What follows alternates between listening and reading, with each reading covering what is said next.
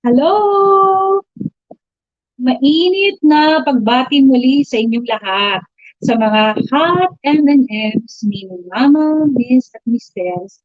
na nanonood sa ngayon. Welcome sa ating pangatlong episode ng Club M na pinamagatang IkeMbot mo! At ako po si Poy, ang inyong host, at ito po ang Club M. Nabanggit natin sa ating pangalawang episode na ang mga sintomas ng menopause katulad ng depresyon at anxiety o labis na pag-aalala ay maiibsan sa pamamagitan ng regular na ehersisyo. Paano kaya ito magagawa? Paano ang tamang ehersisyo para sa mga menopausal o perimenopausal women? Ano ang ating dapat tandaan? Sa kabutihang palad, ang ating panauhin ay napakatinik sa kaalaman tungkol sa tamang pag-ehersisyo. At siya ay magbibigay linaw sa mga yan.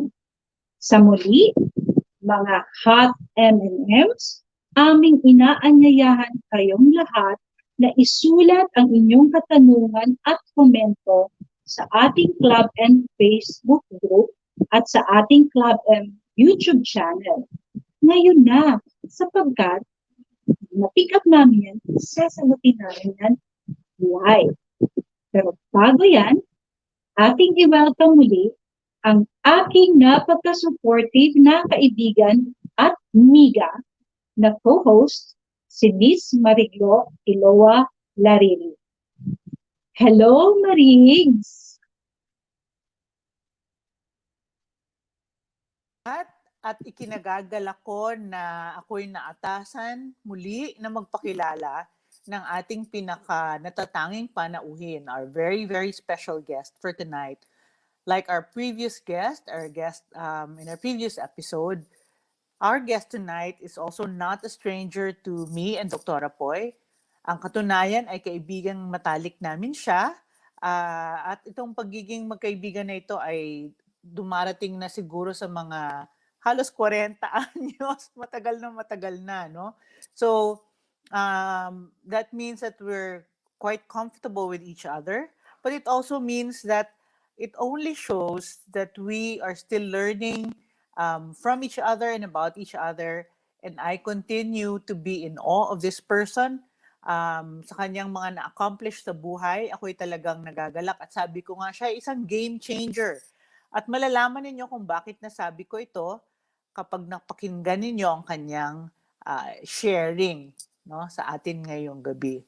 So, without further ado, I'd like to introduce you to Miss Marla Frances Mallari, Molly to all of her friends. She is an associate professor and chair of the Department of Sports Science at the University of the Philippines, Diliman College of Human Kinetics. Si Molly ay meron siyang Bachelor of Science in Food Technology and a Master's in Science in Human Movement Science from the University of the Philippines, also in Diliman, and completed her PhD in Sports Science from Mahidol University in Thailand. So, isa po siyang doktora. O, di ba? Kaya pwede natin siyang tawaging Doc Molly rin. Di ba? She is a member of the Exercise is Medicine Philippines National Advisory Council and a co-founding member of the Sports Nutrition Association of the Philippines. She is also the academic advisor of Gatorade Sports Science Institute, Philippines. So, friends, please help me bid welcome Doc Molly Frances Mallari. Hi! Hi, Marigs! Hi, Poy! Thank you so much for that introduction. No? Totoo, matagal na tayong magkakaibigan, almost 40 years. No? And I hope, sa pagkakaalam nyo naman, talagang I have always been into physical activity, no? And sports, even way back in high school, no? Kung kailan tayo nagkakilala. So, when I was asked by Poy and Marigs to do this talk, no? So, kinagagalak ko talagang i-share sa inyo, no, yung mga pagkakaalam ko, being also exposed to yung exercises medicine, advocacy, no, ma-share ko sa inyo para baka meron kayong mapulot na mabuting aral tungkol sa menopause at ehersisyo. Okay? So, okay, next slide please. Alright, so ito po yung mga pag-uusapan natin ngayong hapon. Unang-una, ano ba yung mga physiological changes that menopausal women undergo that may affect movement? Pangalawa, how can exercise help in menopause? Pangatlo, ano ba yung mga limitations? Ano yung dapat gawin at ano yung hindi dapat gawin? And of course, lastly, some exercise recommendations. May kasama na rin some tips, no? Na ipapakita ko rin sa inyo mamaya. Okay? So, start po tayo sa different pathophysiological mechanisms for menopause-related health problems. So, meron tayong apat no, na menopause-related health problems that may be related to movement. And ang pinakauna at pinaka-importante dito ay changes in body composition. Okay, so alam po natin na habang yun na nga, tumatanda na tayo at umabot tayo sa age ng menopause, mabilis tayong mag-gain ng weight at mahirap tong tanggalin yung weight na nag-gain natin. Nung mas bata tayo, sabi natin, konting diet, konting exercise, babalik na kayo dun sa dating weight niyo. Pero ngayon, pag nandun na kayo sa age na yon, no, the menopausal period, mas mahirap na. And this is basically because of the hormones na medyo nababawasan na sa katawan natin. And sabihin ko na po kung ano yung culprit. Baka alam niyo na rin. Yun yung estrogen. So low estrogen levels, no, ay nakaka-influence ng deposits ng fatty tissues natin and decreased fat oxidation processes, no. Tapos napupunta pa sa central area natin, no, yung contribute to central adiposity. So yung mga tiyan, yun lumalaki, no. So related din yun to low estrogen levels, no, and increased cortisol. Pag-uusapan din natin yung ibang hormones related to this later. Yun. So bawas din po, no, possibly because of less physical activity, bawas yung lean body mass o itinatawag nating muscles natin. No? So bawas yung muscles natin.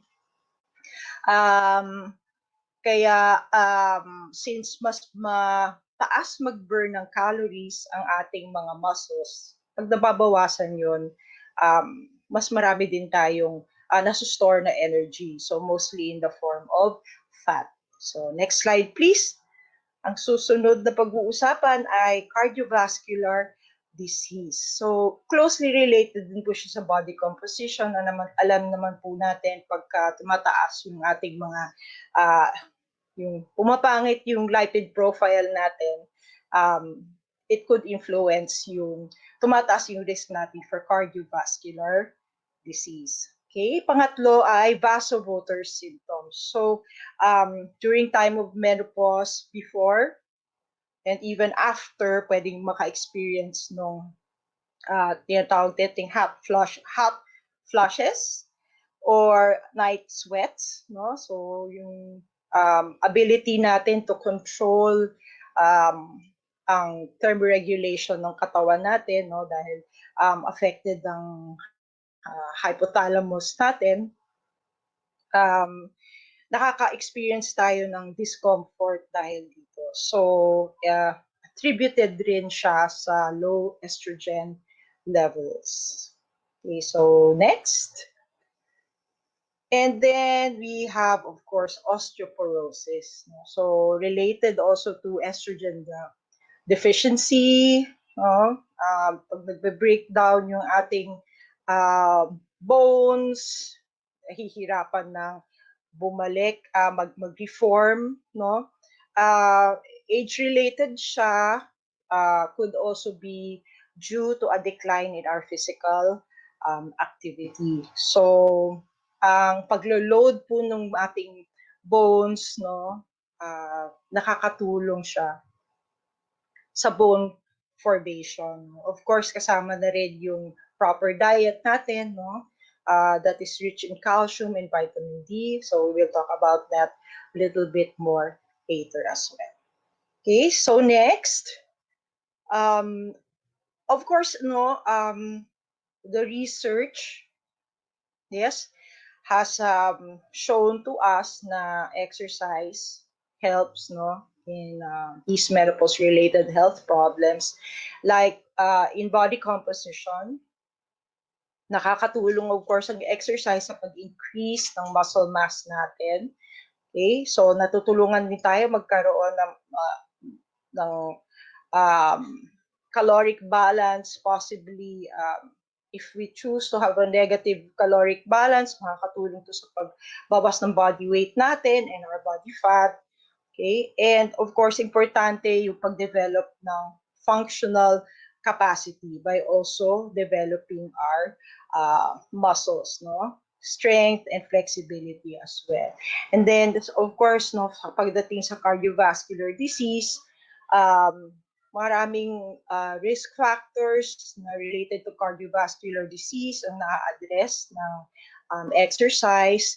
Kasama na yung blood pressure, yung ating lipoprotein profile, mga LDL and HDL, no, and other heart disease biomarkers, no. It also helps in improving your glycemic control, enhancing the insulin sensitivity, at kung ano-ano pa. Napakadami. And then next,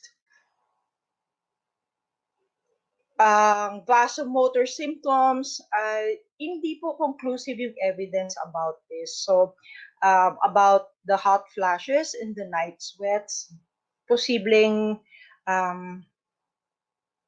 may effect o posibleng wala. So, although ang sinasabi nila is that yung domino hypothesis, which involves yung symptoms nga ito, nakakaistorbo daw ng tulog, okay? Pag kulang sa tulog, nagkakaroon ng bad mood, no? Yung mga menopausal women, no? Yung sinasabi nilang domino hypothesis, nare-reduce daw, no, pagka active yung women. Okay? Pero hindi siya conclusive kasi hindi lahat ng research nagsasabi ng ganito. Okay? And of course, you have osteoporosis, no? Exercise improves bone mass, which in turn reduces the risk for fractures, no, due to falls. Okay? Next slide, please. So ito yung mga ibang research na nakita ko about benefits of exercise in menopause. So some would say that the symptoms were more frequent among less active women, with a trend of increasing symptoms with decreasing activity. Although for this study, it could not determine if the women felt better because they were active, no, or the women were less active because they had symptoms. Okay, so importante din yon kasi of course, if you have not really been active for the past years, no, it is actually highly likely na meron ka ng symptoms na nararamdaman, no, especially if you also do not watch your diet, no? So yung symptoms na yon, no, could also in turn cause you to not exercise, okay? And the other symptoms, no, of non-communicable diseases could also come out. So, no, very similar for aerobic calisthenic exercises, significant reductions, no, and less depressive mood and irritability. Ito yung mga positive na findings. And the last study here, no, because of increased physical activity, they were able to maintain a stable body weight, okay? And this reported an improvement in their quality of life. Okay, so menopause may provide a window of opportunity during which time women may be motivated to make lifestyle modifications, including increasing physical activity. Yan yung naging conclusion ng study na yan. Okay, so next. There's also, of course, the influence of hormones, and hormones that are related to stress. So cortisol increases hypoglycemia, obesity, physical and mental stress. Okay, so pag umaakyat yung cortisol levels natin, so this is known as our stress hormone, suppress ng immune system, breakdown ng protein is promoted, na i-inhibit din ang pag-create ng protein at saka it decreases bone formation. Okay, so exercise also increases your endorphins, dopamine, adrenaline, and serotonin, which are brain chemicals associated with feeling happy, confident, and capable. So serotonin is also a chemical that contributes to stabilizing mood, well-being, and happiness. Okay, pag mababang serotonin, it is associated with depression, anxiety, and trouble sleeping. Okay, so nakita na natin, even when it comes to hormones, definitely exercise, ay nakakatulong. All right, so endorphins also here, are released, which acts as a natural painkiller, and you actually feel euphoric, after you exercise. Okay, so next. Ayun, we have shown, that there are many benefits to exercise and physical activity. Okay, but as we can see here in this small graph over there, yung percentage ng women, as they age, bumababa yung physical activity. Okay, so mababa yung aerobic, muscular, and aerobic and muscular activities, So pababa ng pababa. So there really is a need, for information about how exercise can help, kasi the symptoms, don't need really to be call this the women do not have to be burdened, by these symptoms. At least makatulong, ang exercise para mabawasan ng mga symptoms. Okay, so next.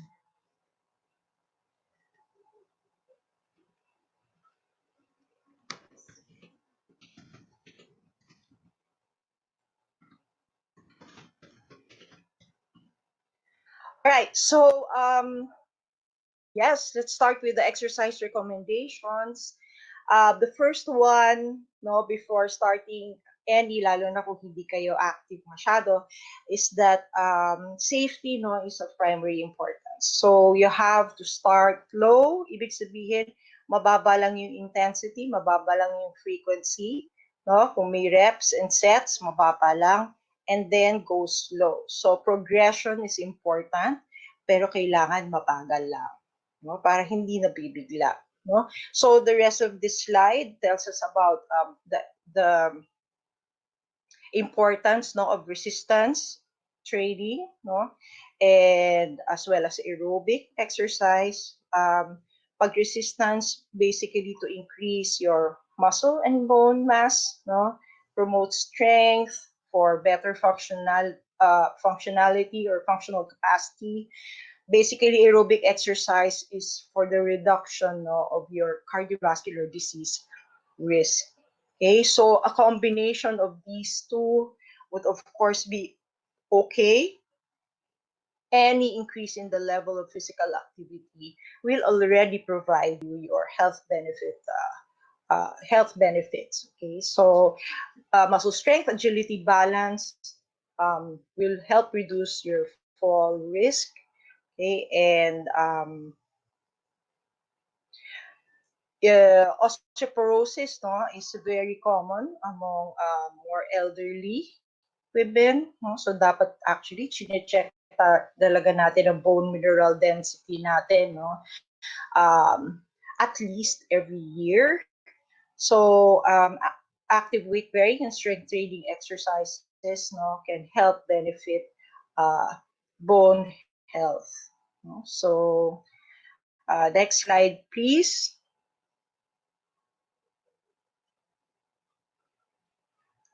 So here's what to do. So this is with regards to osteoporosis, or prevention, reducing the risk for osteoporosis. So nandyan yung recommendations for having a diet with plenty of calcium and vitamin D and engaging in weight-bearing exercises. So kung may access po kayo sa mga gym, ito yung list of exercises that they stated, no?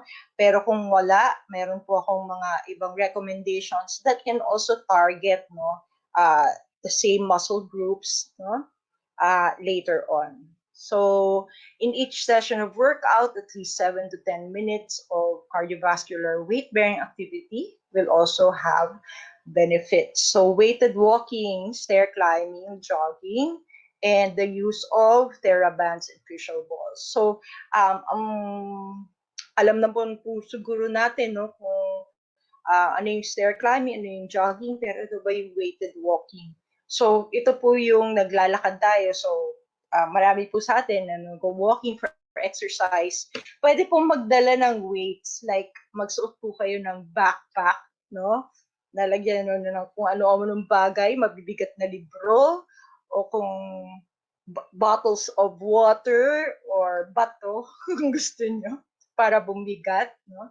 Tapos, unti-unti lang naman kung ano yung makakarga nyo. So, it helps, no, dun sa paglo-load ng mga buto natin, which is beneficial for bone health. Okay, so intensity of the workout and level of training, kailangan progressive para so that it will really work. So 2 to 3 times a week, no, essential for success. Next. So ito pa, this is from the Department of Health, local. It is actually quite similar to what we have, with the American College of Sports Medicine. Pare-pareho lang naman po sila. So for aerobic activity, 150 minutes of moderate intensity or 75 minutes, kalahati, no, pag vigorous intensity aerobic activity per week. Later on, define po natin kung ano ibig sabihin ng moderate intensity. Tapos for resistance or strength activity, 2 or more days per week. Lifestyle activity, every day. Ito yung mga gawaing bahay. No? Isama na natin ang gardening dyan at walking the dog, mga cleaning the house, cleaning the car, ganyan po. Balance activity for those over 50. No? It may be a concern for older adults as they age. And if one wanted to lose weight, kailangan mas madami din yung number of minutes na ginagawa per week. No? So increase to 250 per week, no? Even greater than 250 minutes may be needed to prevent weight gain. So next. Next slide. So, yun yung examples lang po, pictures of mga activities na pwede natin gawin. As you can see, nandyan po yung dancing, no? Zumba, aerobic activity. And next slide, please. Ito yung mga examples of aerobic activities. Ito naman yung mga isometric, at saka stretching, yoga, pilates, mga ganyan. So, hindi sila mas high impact, no? So baka pagka medyo mas matanda, no, it would even be better to start on this program. So ang tip lang po talaga is start slow, go slow. Okay, next po. So ito na yung mini-mention ko kanina about the intensity of the exercise. So in a scale of 1 to 10, ang moderate intensity exercise ay nasa 4, 5, 6. So examples dito is walking fast, no, doing water aerobics, riding a bike, leisurely pace, okay, general dancing. So those are some examples. And it means that you're working hard enough uh, to raise your heart rate and break a sweat. Okay, so yung 4, 5, 6 po, it just says na parang you can still talk but are slightly breathless. So yun yung pang level 6. So dapat nakakapagsalita pa, no? Pero parang medyo parang hindi ka na makakanta. Parang ganun. So yun po yung moderate intensity exercise. Right, next slide. So ito po yung some examples. Yung model po ng for these exercises ay yung aking daughter, no? She does exercises at home almost on a daily basis. Okay? So, yung mga exercises po na to, ito yung kung hindi po kayo maka-access sa gym, no? These are recommended. And of course, start po ng kahit konting minuto lang ng pag just do a few counts to start with, no? Ang unang-una dito yung wall squat. So it looks easy pero pag trinay nyo po, medyo challenging din siya. So wag po kayo ma-frustrate kung ilang seconds pa lang ay masakit na. So just hold that position for a few seconds hanggang kaya and then do a few sets. And then bukas ulit, you know, before you know it, nakakagawa na kayo ng 1 minute. So ganun lang po, progress slowly, no? Slow and sure, right? Next, yung squat. So we see the starting position and the ending position. So do about 10, no? And then progress to 15 or 20, no? One set first, and then you can progress to 2 or 3 sets. Next.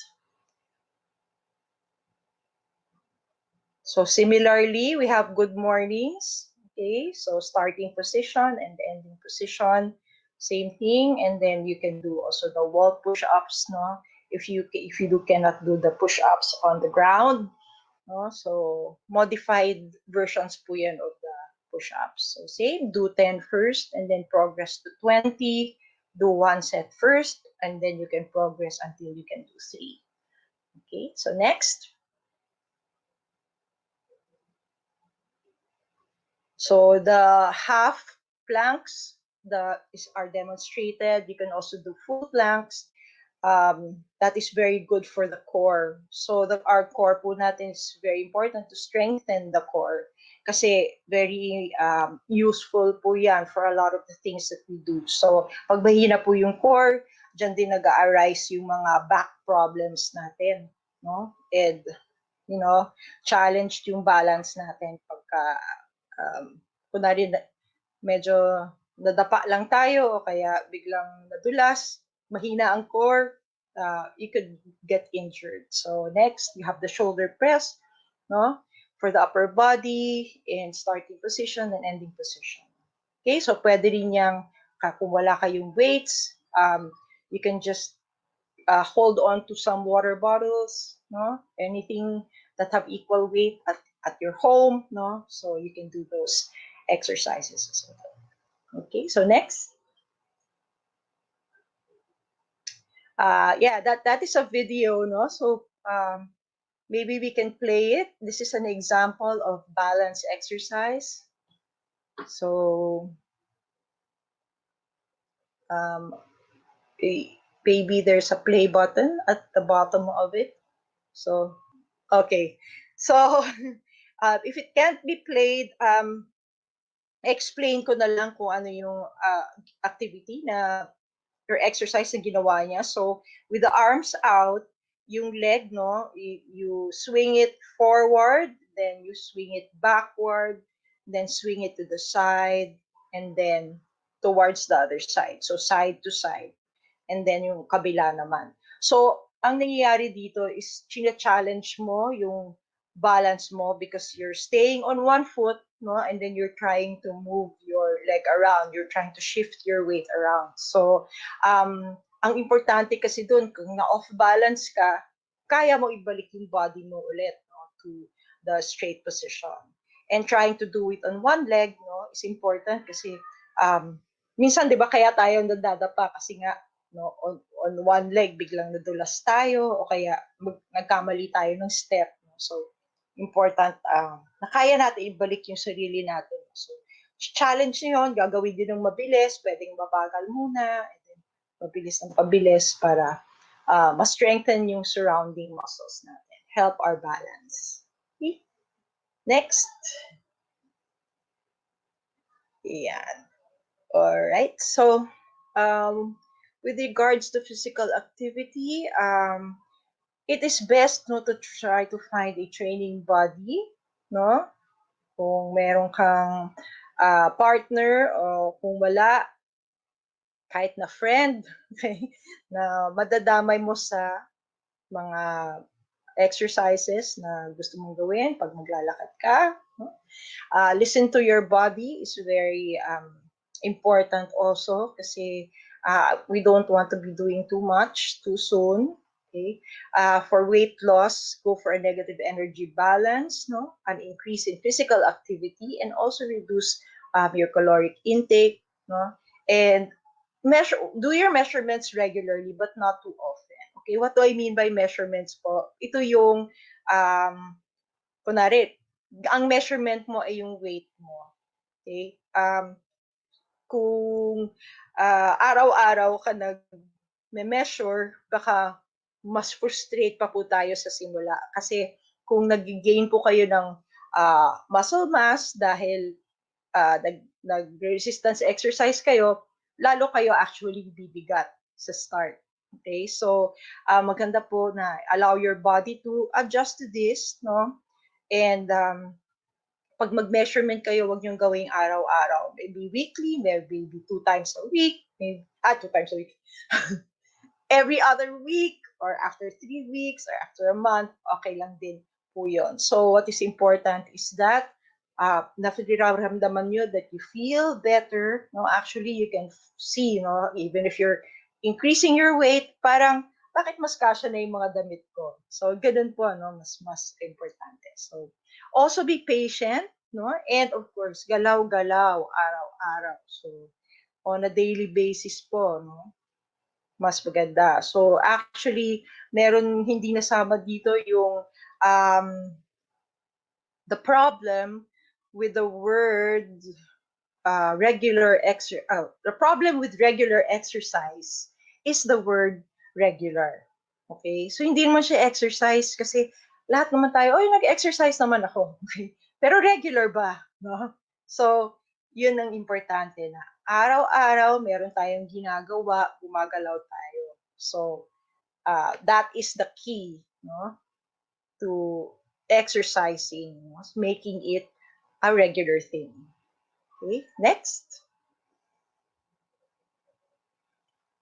All right, so this one, if you can't fit in 2, 5, 10, or 20 minutes, no, however and wherever you can, every minute will count. So, ito po yung advocacy po ng College of Human Kinetics. We actually have a Facebook page that you can visit. It's called SIPA in COVID. So, we set this up to help out those people who are working from home, no, to give them ideas. May mga exercises doon, just maraming information, infographics po about what you can do during the pandemic. So 2-minute physical activities every hour or short incidental physical activities, no, ang key, no, for this one. Okay, next slide, please. Yan, so that's more of what the advocacy is about. We're actually in partnership with PASOO, no, Filipino Society for the Study of overweight and obesity, as well as Exercises Medicine Philippines. So SIPA, short incidental physical activities such as dance, games, low intensity exercise activities, no, they can accumulate, no, so that um, makukuha nyo yung physical activity that is uh, minimum, no, that we need for our daily activity, no, for our health. Okay, next.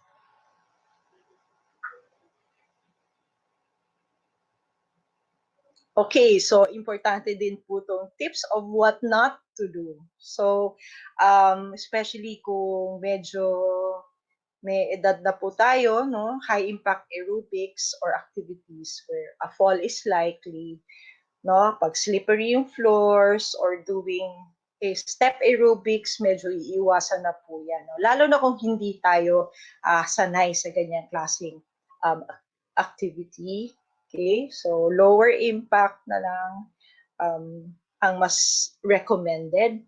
And then, para sa may mababa ang bone mineral density or may osteoporosis, avoid na rin yung mga activities that require repeated or resisted trunk flexion, such as sit-ups and toe touches. Kasi baka increase ng load sa spine natin. And then, third, learn to listen to your body, as mentioned a while ago. Make it a point not to ignore the signs of overwork, which may lead to major issues like heart attack and injury. Baka nasusobrahan na. Masyado lang tayong determined. So, makinig po sa inyong katawan. And then, of course, doing too much, too soon, the key is to make exercise a positive experience, something that you will enjoy, and a part, no, of your daily routine. No? So making it regular is more important. If you did too much, baka bukas, plastado na, hindi ka na makapag-exercise ulit. So make sure to give your body enough time to rest pag medyo nasobrahan, and then pick up again the following day. Okay, so next. All right, so to conclude, menopause is a time of change, no? May hormonal changes tayo, no? But we also have to be aware of development of chronic conditions such as heart disease and of course osteoporosis. So ang exercise can benefit us, no? Because it can help reduce vasomotor symptoms. Okay, although hindi nga siya ganun ka-conclusive, no, there are various factors that may influence the responses that were noted in the research studies. So definitely, research clearly supports the beneficial effects of exercise for menopausal women related to quality of life and mood. So in addition, research is very supportive of the benefits of regular exercise for both heart and bone health. So, whether considering potential benefits related to menopausal symptoms or the opportunity to decrease the risk of chronic disease, it is good to make a renewed commitment to increase one's level of physical activity. This is already, a very positive change. Okay, so next. So I think this is our last slide, no? So start your regular physical activity. This is actually the advocacy of the World Health Organization. So regular physical activity, walking, cycling, doing sports will have significant benefits to your health. So let's all be active. Okay, so that's it for my talk. Thank you so much for listening. So Thank you. Hi, Thank you Mariggs. so much. Hi again, Moss. Maraming salamat, no? And I mentioned Walang that anuman. our friend Molly has a PhD or a Doctor of Philosophy degree. And she also teaches. Nagtuturo ka pa ba, Moss? Yes, I do. Oo. Yeah, So si I still take professor din acute. siya, no? And I have to say that there are just so many takeaways from your lecture. And I could see myself, and as I was listening, I was thinking, it all really is a mind thing primarily, meaning more than the physical aspect of overcoming menopause. A lot of it has to do with our mental, our mindset, no? Kung kaya ba natin ito. Yes. And I think that's where the Mm-mm. battle really is, no? It's where the battle is Mm-mm. waged. At doon din nagaganap yung pagkapanalo o pagkatalo. Kasi Yes. araw-araw, especially if you had been sedentary, and then Yes. suddenly you find yourself going through so many physiologic changes that you mentioned, no? Yes. Um, Mm-mm. suddenly, parang for a lot of women, I could say that I know who are at this stage in our lives, parang it's an entirely new thing. Of course, we've heard about exercises all our lives, pero suddenly ito na yon Yes. talaga. Gawin na talaga, Yes. no? So, more than getting up, it's really the convincing yourself that, oy, this is it. You gotta do it, no? So, Yes. that's Yes. just an additional comment. But we have Yeah. questions, Professor Molly. Okay. Yeah. We have questions, no? One is that because Okay. you enumerated a lot of clusters of activities that may Mm-mm. be referred to as exercise in general, the question is that Yeah. when does a physical activity qualify as exercise? That's our first question.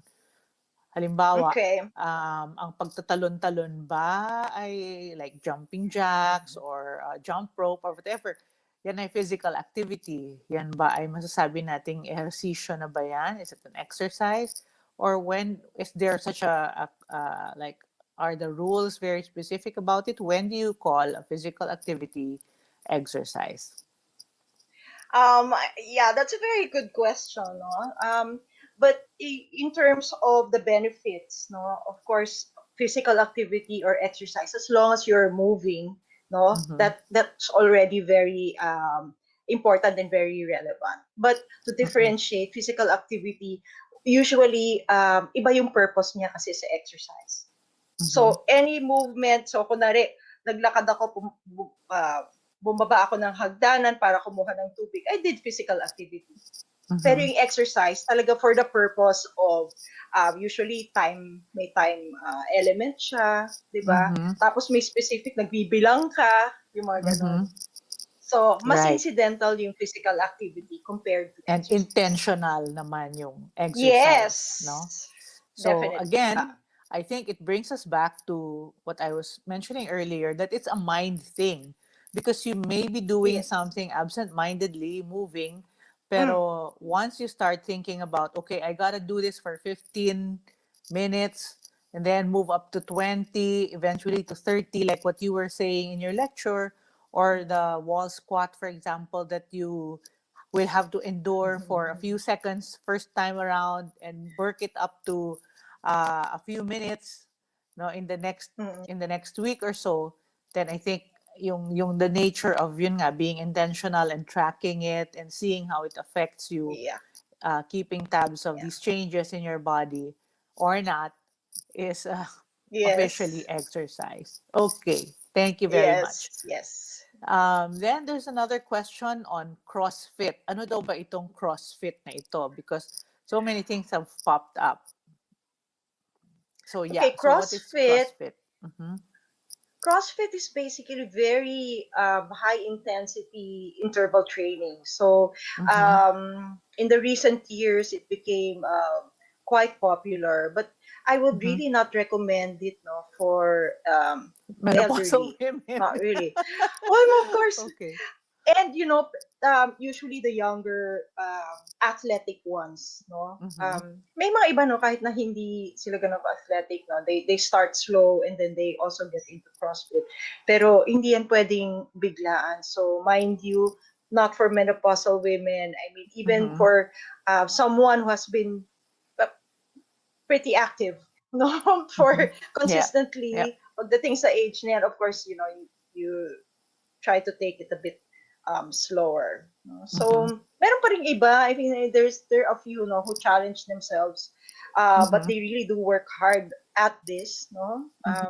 Para nagagawa pa rin nila yung mga difficult high intensity interval training exercises of CrossFit. Yes. Okay, and finally, our last question for this section, because there will be more later on. How Okay. about swimming? So it's aerobic, right? And what Yes. do you think you may consider as like swimming that would have an impact that would, what does it do? Does it just do cardio improvement? Does it have anything to do with bone mass, like accumulation? What benefits, in other words, can it give you? Okay, since swimming no is done in water and dahil buoyant tayo, it's one of those exercises na hindi siya bone, it doesn't load the bone. Okay, so basically it is considered a cardiovascular exercise. No? So for your heart health, no? And syempre, to a certain extent, yung muscles, depende na rin siguro sa type of stroke na ginagawa mo, tsaka yung intensity by which you do your swimming exercise. So, if you want to challenge yourself, no, para maging cardiovascular exercise siya, you have to feel na, na nasa moderate intensity ka na. So, parang at least you can feel that your heart rate is increasing. No? So, kailangan din iakyat, no, yung level para sa benefits na makuha natin. Hindi yung pa-float lang like that. Hindi. Pwede yun.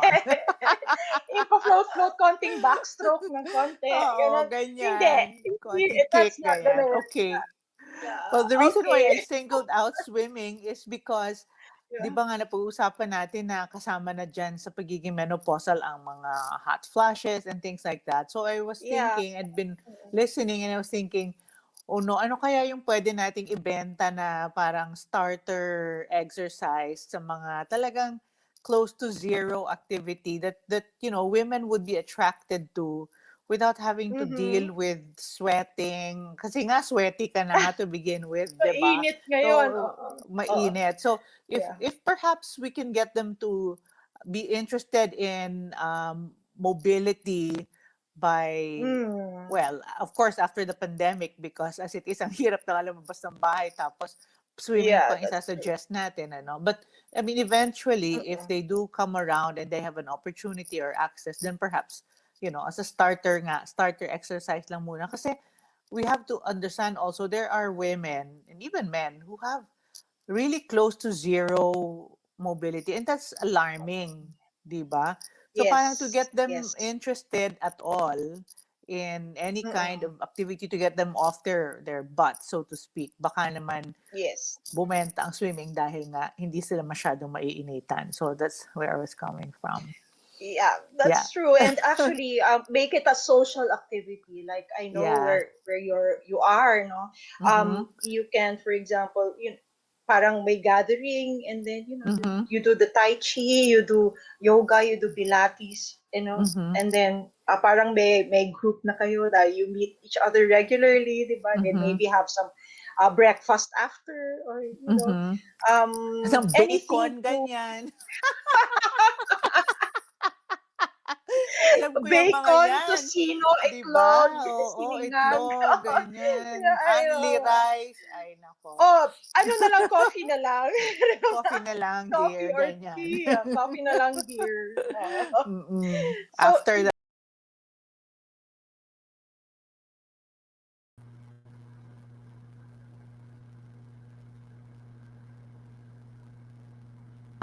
Hi, Marids. Hi! Naputol tayo sa kape. Pagpatuloy natin yung ating usapin, yung mga questions. Okay. All right. Before that, we are going to show Frankie's video. Yes. Yes, doing balance exercise. Yeah. So I was explaining a while ago, no, swinging your leg forward and back, and Right. to one side and to the Other other side. side. So pwedeng gawin to slowly at first, and then you can increase the speed, do a couple of Okay. repetitions of this, to challenge yung balance nga. Balik ka to your center. Yeah. So that's just an example of one. Okay. I'm So so yeah, excited to try it out myself, Nax. yeah. Alam mo, I'm really so encouraged, no? And I'm very bad with follow through. Pero umaalingaw Mm. nga sa aking utak yung sinabi mong dapat ay maging persistent. So that's what I'll try, Mm. and I'll have to remember to show up for my daily exercises kung saan man yun ako dalhin, no? Yeah, And to maybe you think, can put up a sign, Marigs, like in right, your mirror in the bathroom, put mm-hmm, something like galaw-galaw araw-araw. yon, mga ganon. Pero Di alam mo, ba? Mga I para love that. mo-motivate. Di It's ba? so catchy. It's so easy to Yeah. remember. I heard Yeah. myself thinking about it since I heard it from you. Mm-hmm. Yeah. So you consider your time here well spent kasi Yeah. na ano talaga ako, na encourage talaga ako mo. Oh, that's really good to hear. Yeah. Yun lang Thank you naman so ang ating objective talaga to try to correct. And promote I'm sure a lot of our listeners, a lot of people who joined us today, I'm sure they all feel as motivated. No? Yeah, I really So hope now so. we have, yes, so ayan na si Molly, ang ating model. Meron pa bang, meron pa bang mas matagumpay na, anong tawag dito, na example, no? You can't Yun argue with the naman. success that is Professor Dr. Molly. So, yeah, so let's call in Poi. Dr. Poi has some questions. There you go. Any Yes, follow-up questions? some additional questions from our audience. Mabot tayo ng 10 this time. And of Really? course, you can continue to view our videos at our YouTube channel and our Facebook group page na Club F at their own convenient time. So, ito pa yung tanong. Di ba doon sa lecture mo, Professor Molly, o di ba? Yes, Trust me. Dr. Poy. My doctor na, Doctor of Philosophy, at I'm so amazed at how deep yung discussion mo. You really went down to the hormones. Parang konti na lang mag-molecular level ka pa. So, when you Importante yun, di mentioned ba? May about, science background, di ba? yes, oo. Very Yeah. important. And you mentioned madaming pre-med students pala na pick up Yeah, science. Yeah, I think yeah. it's a pre-med subject. What is really meant again by yung sinabi mong the goal of improved health is the intensity of the weight-bearing workout at saka yung level of resistance training. Is there a sort of measure for that? Um, sorry, what did I, Sabi mo, the sa goal improved health, goal of improved the health? intensity of the weight-bearing workout, and the level of resistance training. I think Can yung you, context, yeah. I think yung context dito is that we should progress. No? Kasi if we keep doing the same intensity or level nung resistance training, kasi yung weight bearing work is the same as resistance training siya. Okay, so if we can already do 20 reps, let's say 20 reps or a certain weight, or kunwari yung body weight mo lang, kaya mo na ng 20 reps comfortably, then you should progress. Kasi actually your body gets used to this work and it ceases to be effective. I mean, it's effective in a way, but then nababawasan na yung effectiveness niya. Kumbaga, because if your we, body gets used to the work that it's doing. if we start, Professor Molly, with our body weight, ano yung mga parameters para sabihin natin na, I have to add weight na, I mean, external weight, and how much would you recommend na we start with? Kasi di ba sabi mo, go slow and go slow. So, yeah. Start slow and go Sabi slow. mo, Yeah. pa Di kami. ba? Eh, anong weight ng backpack yung ilalagay namin? Di ba? Bakit Kalabaw. Kailangan karga na natin sobrang yung kalabaw na kapitbahay. Yung kanilang binitbit, no? Sabi ko nga doon, kung may bato, gusto nyo bato, ilagay, okay lang.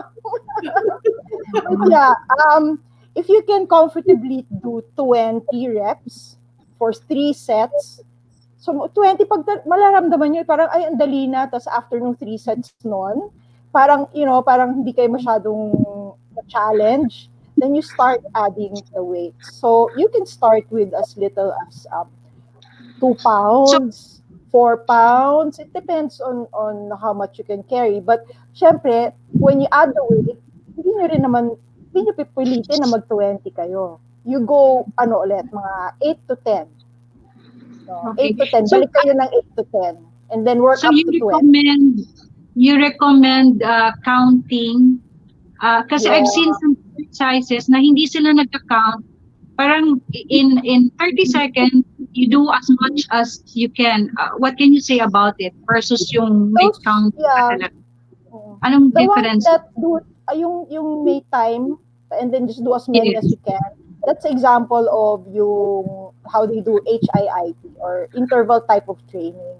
So, Yeah. minsan ginagawa yan 15 seconds, 30 seconds, or minsan 1 minute. No? Depende kung gano'n naka-advanced yung gumagawa. So, it's really merong time reference. Yun yung difference niya dun sa more traditional type of resistance training na reps yung binibilang, reps and So sets.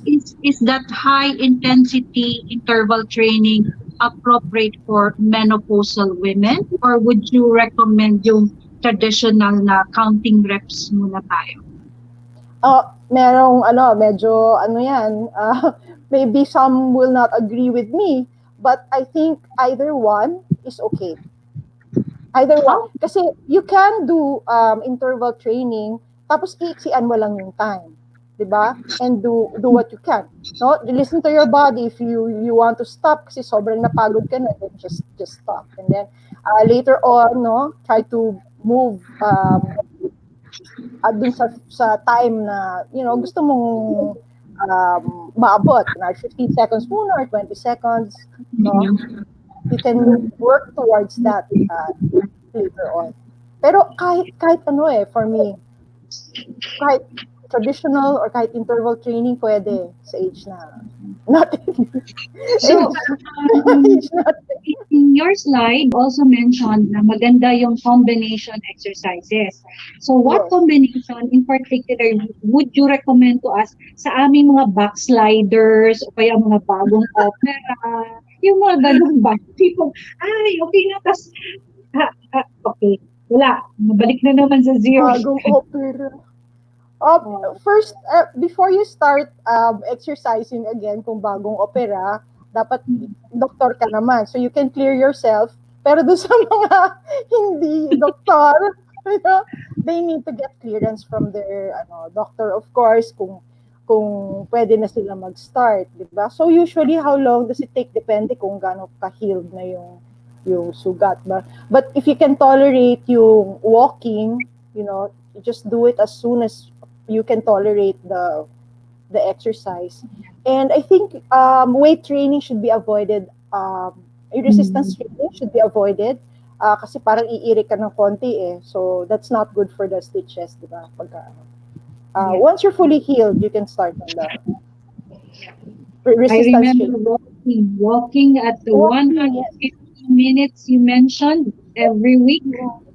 You can divide 10 minutes every day, depende sa'yo. Last question. I saw a beautiful exercise or yoga mat. What is the difference between the two, yoga mat versus an exercise mat? And what specification should we look for? Or if you can recommend a brand so that when we go to the store, we know what we should look for. Thank you. There's no specific brand na I can recommend for the yoga mat, no. Personally, I just ordered one online and nagkataon naman na maganda yung quality niya. I think what you should look out for, lalo na tayo na medyo, pag naluhod tayo sa mat na matigas, di ba? Parang bumabalik sa inyo eh, parang aray ang tigas, di ba? Sakit sa tuhod, o masakit sa elbows, masakit sa likod. So make sure that you have a mat that maybe is at least a half inch, maybe to an inch thick. Tapos gummy, yung ano siya, yung nag-absorb siya ng weight, no? So gummy type.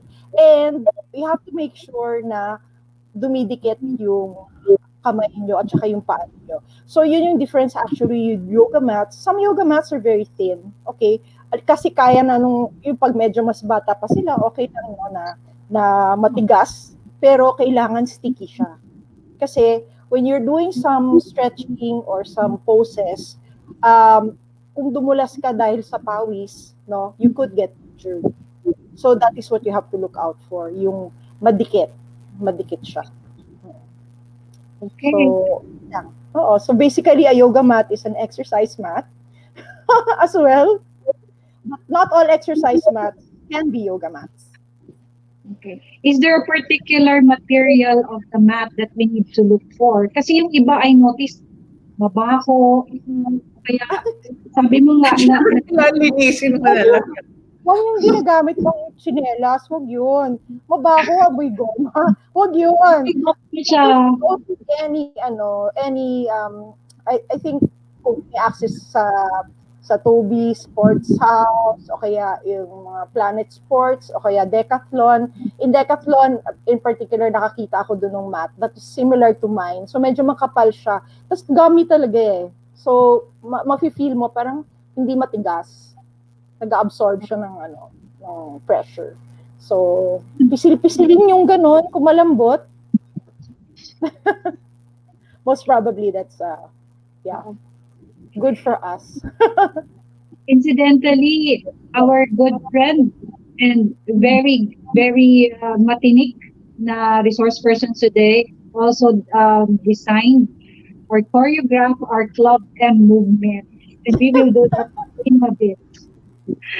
Okay, so let me just check briefly if there are any comments or questions. May nag-comment lang, ang formal daw. Gusto nilang kumakain. Ano?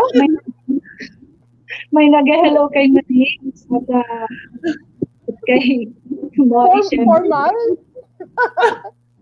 May nag-comment na T-shirt na lang ako eh. Hala, okay. At merong nag-walk sa treadmill while watching. O, diba? Yeah. Yes. Okay. Ipagpatuloy. So, ang take home ko dito yung sinabi mo na the problem with regular exercise is the word regular. So we really have to discipline ourselves to stick with our commitment. Commitment. Diba? Disciplina. Diba? We have committed ourselves to help one another, and I'm very thankful that we are already on our third episode, and we are going slow but sure, and continuing to reach out to those in need, diba? And hopefully we can impact lives in the very near future. Okay, Maurice? Our parting words before, and also from Molly, if you have any last words for our viewers. Really no excuses. All the information that I need is here. It's out there. If there's anything that I missed out on, I'm sure I can always call Molly, email her, and ask her further if it's something that really is interested, and I'm interested in. So ayun, kumbaga, wala na talaga. Napunta na ako sa presinto, nagpaliwanag na ako, narinig na sa akin lahat ng aking rights at mga dapat gawin. Now is my time to act on it. No? So, of course, the sooner, the better. And dailier, kumbaga, the better. Yes. And of course, I have to be kind to myself. If I backslide, the best thing is to get back on the saddle the following day or as soon as I can. So thanks very much, Malls. Thank you very much Yes, for you're welcome. sharing.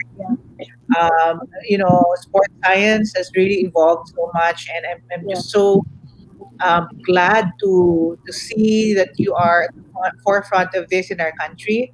And so keep on, and we wish you all the best, and we're cheering for you and all the great things that you can still accomplish in this field, and that hopefully more and more women will be reached out to because it's so. I can just imagine how life changing all these things that you're doing is for a lot of not just women menopause but also in all demographics. So thank you. Thank you also for having me, Mariggs and Poi. It is also a great opportunity, kasi I've never actually really put anything together about menopause and exercise. No? So, maganda rin kasi, this is an addition to, because I advocate for exercise is medicine. Actually, I think this should be included there kasi menopause can be considered as one of the conditions, di ba? Kaso women nga lang yung nag-undergo Mhm. nito, but I think it's still really important, no, para maging informed ang mga menopausal women, no. It takes about 5 to 7 years, even more for some, okay? Talagang, it has to be out there as well. And then isa pa na um, it's never really too late to start. Okay, so kung merong na-inspire dun sa mga sinabi ko o medyo natakot ng konti dahil ay, kung hindi ka nag-exercise, baka ganito mangyari sa'yo, di ba? Well, then, there's no better time, di ba, than now. Okay, so, kesa kung ano pang lumala dyan, no? At least, you can start already. And again, don't forget, start low and go slow. Galaw-galaw, araw-araw. Yun lang. Thank you so much. Thank you. Okay, so now, as usual, we would like to say maraming salamat po sa inyong lahat, especially sa ating special na panauhin, Professor Marla Frances T. Mallari. At syempre, kasama na rin si Frankie Cuerdo, yung iyong daughter na naging model pa at nag-demonstrate ng proper way of doing the exercises. At muli, sa susunod na episode natin, mapapakinggan natin ang isang eksperto naman ukol sa Menopause 101 o yung basics ng menopause. So huwag kalimutan, mag-register po sa ating Club and Facebook group para po sa mga anunsyo at ating ipagpatuloy ang pag-uusap doon. Sa muli, mabalos sa Indugabos and Professor Molly, let's do the club and movement.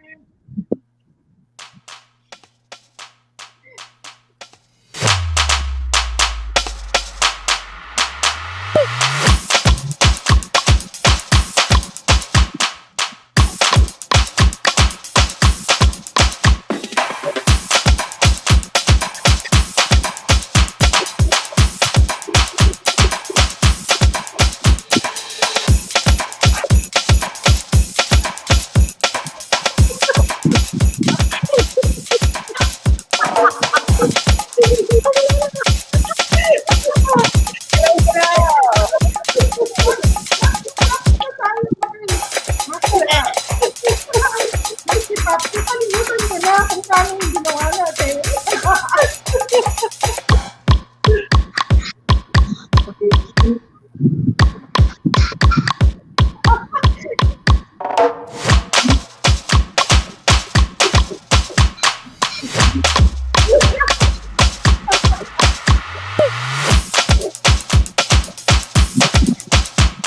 Okay, everybody.